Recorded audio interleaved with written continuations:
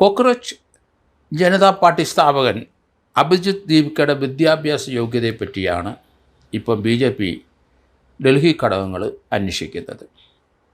അവർ വിവരാവകാശ നിയമം മുഖേന അഭിജിത്ത് ദീപ്കയുടെ വിദ്യാഭ്യാസ യോഗ്യത കണ്ടെത്താൻ ശ്രമിക്കുകയാണ്. അതിന് അഭിജിത്ത് കൗണ്ടറായിട്ട് ചില കാര്യങ്ങൾ പറഞ്ഞു. രാജ്യം ഭരിക്കുന്ന ചക്രവർത്തിമാരും അവിടുത്തെ നേതാക്കന്മാരും അവരുടെ വിദ്യാഭ്യാസ യോഗ്യത വെളിപ്പെടുത്തണം. അത് ആ രീതിയിലുള്ള മറുപടി ആരെ ഉദ്ദേശിച്ചെന്ന് നമുക്ക് മനസ്സിലാവും. പലരുടെയും വിദ്യാഭ്യാസ യോഗ്യത പുറത്ത് പറയാൻ കൊള്ളില്ല. അതുകൊണ്ട് വിദ്യാഭ്യാസത്തെപ്പറ്റി സംസാരിക്കുമ്പോൾ താനെ ബോസ്റ്റൺ സർവകലാശാലയിൽ പഠിച്ച കാര്യം, അവിടെ സ്കോളർഷിപ്പോടുകൂടിയാണ് പഠിച്ചത്. അവിടെ master of science and communication MS ആണ് ആ ഡിഗ്രിയുടെ പേര്. ആ ബിരുദം എടുത്ത ആളാണ്. സർവകലാശാലയിൽ നിന്ന് എനിക്ക് സ്കോളർഷിപ്പുണ്ട്. വിദ്യാഭ്യാസത്തിന് വായ്പ എടുത്തിട്ടുണ്ട്. ഇപ്പോഴും വായ്പ അടച്ചു തീർക്കാനുണ്ട്. ആ രീതിയിലുള്ള ചില നീക്കങ്ങൾ BJPയുടെ ഡൽഹി ഘടകം നടത്തുന്നത് അതെന്തായാലും തിരിച്ചടിക്കും എന്നാണ് എനിക്ക് തോന്നുന്നത്. കാരണം സുപ്രീം കോടതിയിലെ ഇപ്പം ഡൽഹിയിലെ ചില BJP പാർട്ടി പ്രവർത്തകരും പോലീസിനൊപ്പം ചേർന്ന് മഫ്റ്റിയിലെ ഇവരെ CJPക്കാരെ തച്ചുടച്ചതും അതിനുള്ള ഫോട്ടോഗ്രാഫ്സും ഒക്കെ ഇവരുടെ കയ്യിലുണ്ട്.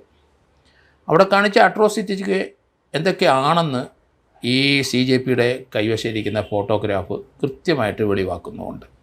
അവരെ മൃഗീയമായിട്ട് തല്ലുന്ന പല ദൃശ്യങ്ങളും ഇവർ കാണിക്കുന്നുണ്ട്. അതൊക്കെ സുപ്രീം കോടതിയിൽ അവർ കൊടുക്കുകയും ചെയ്തിട്ടുണ്ട്. ഏതായാലും കുട്ടികളെ ഇനി പ്രകോപിപ്പിക്കേണ്ട, ഈ പ്രശ്നം സെറ്റിൽ ചെയ്യുന്നതായിരിക്കും ഉചിതം എന്നാണ് ഞാൻ കരുതുന്നത്. കാരണം അത് കാലുപിടിച്ച ആണേലും ആണ് ആ രീതിയിലൊരു വിദ്യാഭ്യാസ മന്ത്രിയുടെ രാജി ആവശ്യപ്പെട്ട് അത് നടക്കില്ല എന്ന് പറഞ്ഞു. അവരുടെ നദ്ദ, മുൻ BJPയുടെ നേതാവ് നദ്ദ, അദ്ദേഹം ഉൾപ്പെടെയുള്ളവർ ഇവരുമായിട്ട് 2-3 ദിവസം ചർച്ച നടത്തി. അവരെ മയപ്പെടുത്തി മെരുക്കി കാലുപിടിച്ചാണ് ഒരു സെറ്റിൽമെൻറ്റിലേക്ക് വന്നത്.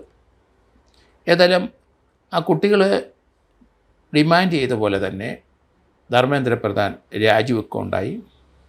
ആ സെറ്റിൽമെൻ്റ് അനുസരിച്ച് ഇവർക്കെതിരായിട്ടുള്ള കേസുകളിൽ നടപടി ഉണ്ടാവില്ല, അതെല്ലാം പിൻവലിക്കാം എന്ന് പറഞ്ഞു.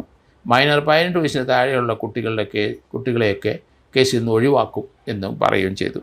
എന്തായാലും സുപ്രീം കോടതിയിൽ ഇപ്പം ഒരു ഈ സംഭവത്തെപ്പറ്റി വാദഗതികൾ നടക്കുകയാണ്. 3 ചീഫ് ജസ്റ്റിസ് ഉൾപ്പെടെ 3 ജഡ്ജിമാരാണ് അത് കേൾക്കുന്നത്. അവർ കൃത്യമായിട്ട് പറഞ്ഞു FIRലെ അന്വേഷണം തുടരുന്നതിന് തടസ്സമൊന്നുമില്ല, പക്ഷേ കുട്ടികളെ ആരെയും അറസ്റ്റ് ചെയ്യാൻ പാടില്ല. അങ്ങനെയുള്ള നിർദ്ദേശങ്ങളൊക്കെ അവിടുന്ന് വന്നു. ഒരു റിട്ടയർഡ് ജഡ്ജിയെ കൊണ്ട് ഈ കാര്യത്തെപ്പറ്റി അന്വേഷിപ്പിക്കുന്ന കാര്യം പരിഗണിക്കാം.